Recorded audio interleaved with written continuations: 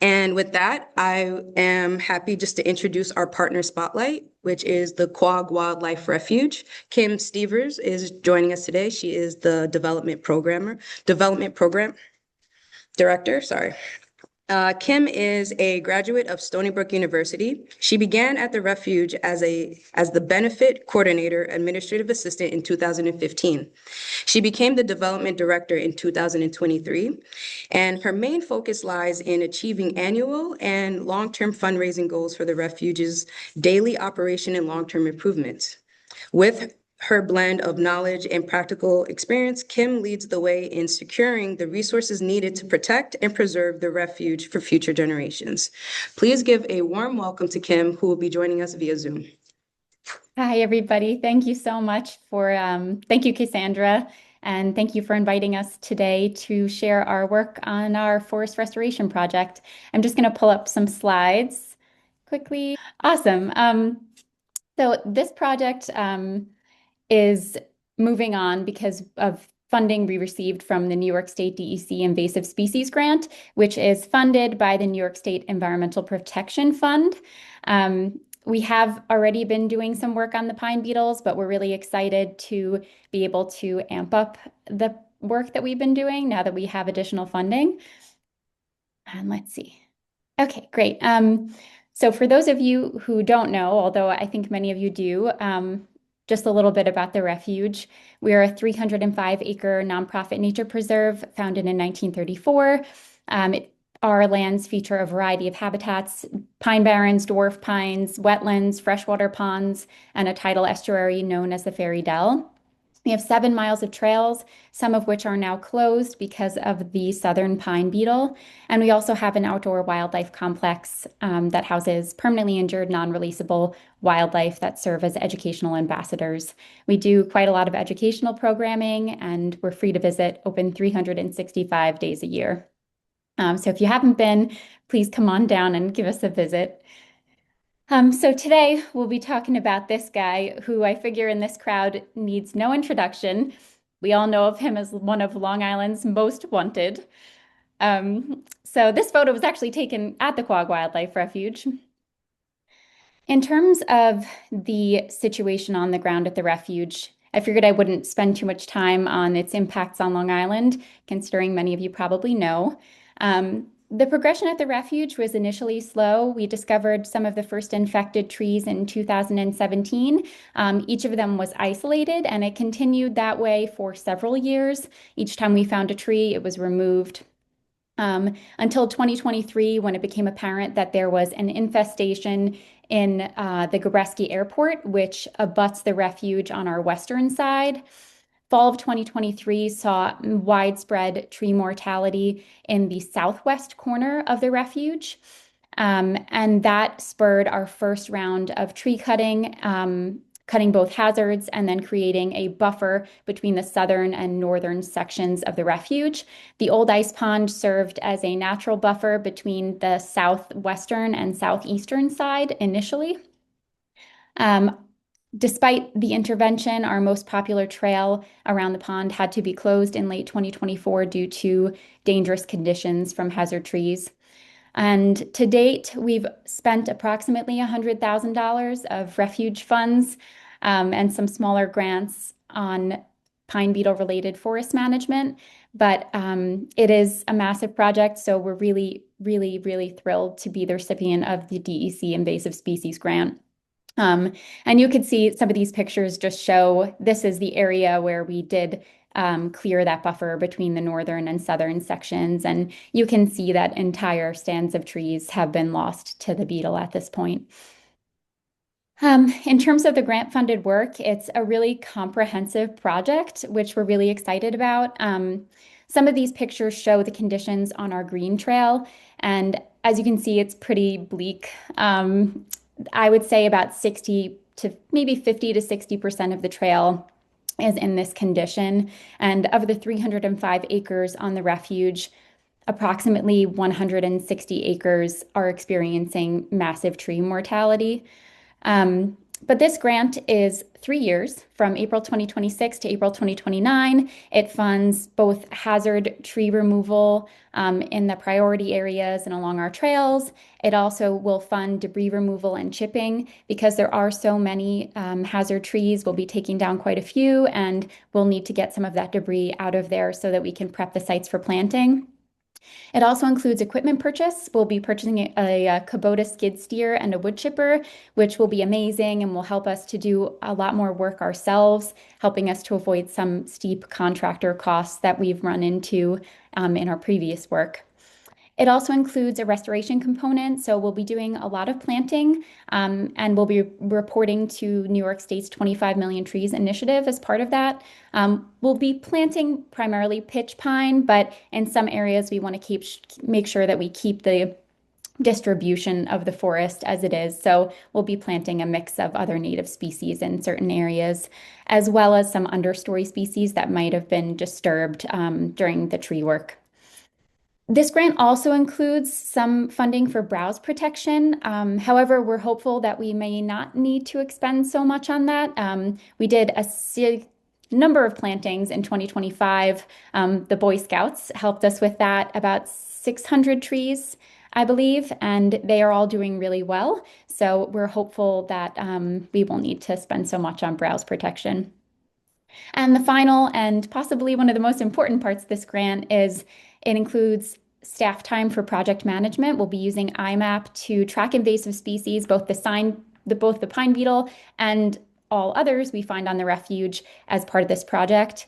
And then we'll also be doing a lot of forest health tracking and tracking the health of the plantings that we do. And that will be long term for 5+ years, but ideally forever.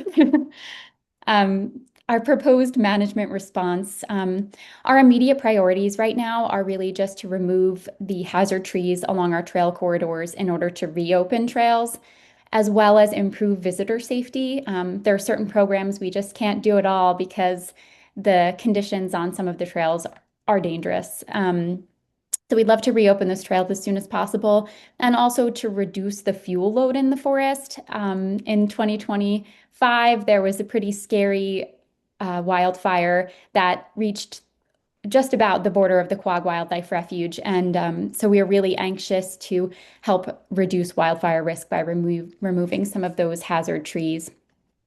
But long term, we hope this project will be able to reestablish some lost stands of pitch pine. We're hoping that budget permitting will be able to thin some of the existing stands, improving the forest resilience to future outbreaks of the southern pine beetle. We know the pine beetle is here to stay, and we want to make sure that as we do this project, we're making the forest healthier and able to better resist future outbreaks, as well as outbreaks of other invasive species. So our approach initially was going to be to do most of our hazard tree removal during the wintertime to avoid long-eared bat season. But we have gotten approval from the Department of Environmental Conservation to deal with hazards immediately. So we will begin hazard tree removal as soon as possible. But any stand thinning or buffer creation will happen during that winter tree cutting period. The spring and summer will be for like debris clearing, wood chipping, site prep, and spring and fall primarily for our plantings, additional monitoring if we need to install any browse protection. The two photos here, the top one is from when we created that initial buffer, which you'll see in an aerial photo on the next slide. But this is also a photo I took over the summer at Deer Pond at the Quogue Wildlife Refuge. We have 3 ponds. This is the northernmost and the smallest. On the left is the eastern side of the pond, and on the right is the western side. And I just thought this was an interesting illustration of how those natural barriers can disrupt the beetle's pheromone trails. It's pretty amazing. All right, let's see. So here are a few aerial images. The first one on the left is from April 2024. This was after the first round of tree cutting, and you can see the encircled area is where we had that first real massive incursion of the southern pine beetle. So we did do that buffer between the northern and southern portions, as well as another buffer on kind of the eastern side. And if you look at May 2025, again, I think you can see how effective that buffer was in protecting the stands north of that section, at least in the short term. Um, Deer Pond is the pond that is right up here. So for this grant, we'll be focusing primarily on section 2. The first round of cutting we did and management we did was in section 1. But our green trail goes right around this pond right here. It's been closed for over a year and we're anxious to get it back open. So a lot of the tree work will be done right here and additionally a lot of the plantings as well. But we will also do some additional planting up here as well. And then funds permitting for this grant, we're going to be moving up into section 3 and section 4 to continue taking down hazards, possibly do some thinning, creating some buffers. The northern end of the refuge towards the tops of section 5-4, and this is section 6, which I cut off, are primarily dwarf pine. And we have seen some trees affected by the beetle up there, but right now they're healthier than the southern parts. But we're keeping an eye and monitoring everything to guide our sections of work for the next 3 years. In terms of the restoration, of course, we're going to be planting quite a few trees, any disturbed understory species. We'll be doing a lot of monitoring, 5+ years with IMAP and tracking the survival of our plantings, et cetera, reporting to the 25 Million Tree Initiative, which we're really excited about. But this project also has plentiful opportunities for community and volunteer engagement. We'll be doing a lot of volunteer planting days. We're hoping to develop some other citizen science initiatives as part of this. Here's just some pictures of us tagging trees. um, and another hopeful picture of a baby pitch pine. So um, we have a lot of community partners already, LISMA being one of them. Thank you so much for creating our invasive species management plan. We use it regularly. But also the New York State DEC has been an amazing resource and incredible partner as we plan this massive project. And we've also had so much community support, the Garden Club in West Hampton and Southampton, Boy Scouts, Girl Scouts, some great friends at Bartlett Tree Experts and Save a Tree. And we'll also be doing a lot of public engagement as part of this. Like I mentioned, a lot of volunteer opportunities ahead. We also incorporate this into all of our relevant educational programming and hikes, and we'll be putting up some interpretive signage on the trails to explain the situation on the ground with the pine beetle, why we are removing all these trees and the plantings. And we'll also be doing a lot of social media and outreach and hopefully some more lecture programs regarding the pine beetle and what's going on at the refuge. We'll pop and then take out the weeds. Yeah, I mean, Um, so the long-term impacts, ideally for this grant would be to reopen trails.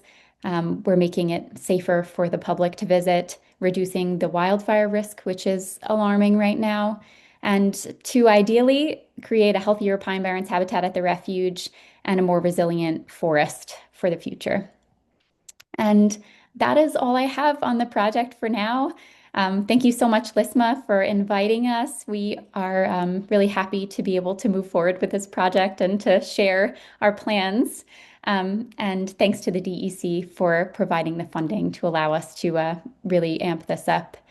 I'm happy to answer any questions if anyone has any, and I included my contact info on the slide too if anyone has ideas or wants to get involved. Feel free to email me. So yeah.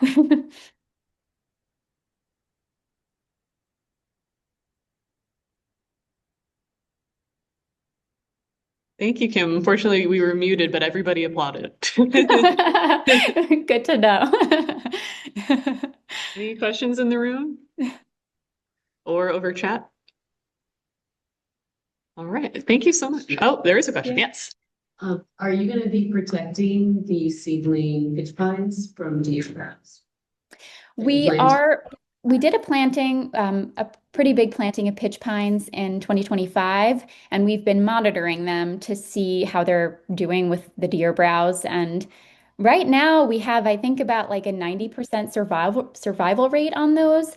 So we have funding for it, and If we deem it necessary, we will plan to use tree tubes and possibly deer fencing in areas.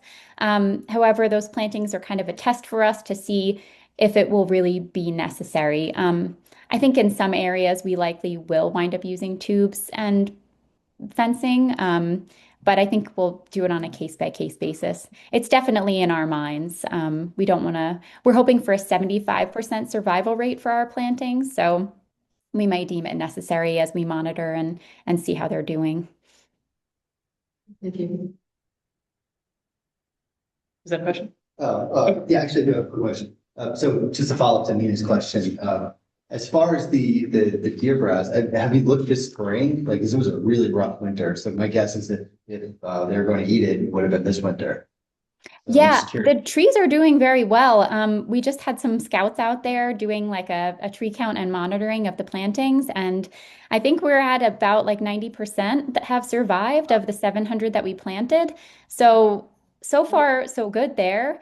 But we're definitely cognizant of the risk of deer browse. We don't want to lose all of the plantings that we do. So, we definitely will plan to monitor and make sure that we're protecting them. In the future. This first planting was kind of a test run, but I'm sure that we'll adapt as things go on if we do see that browse increases or anything like that. Thank you. Yes. Okay. That's all the time we have, Kim, but thank you so much. And thank Yeah, you to thank Quogue you. Wildlife Refuge. Thanks, everyone.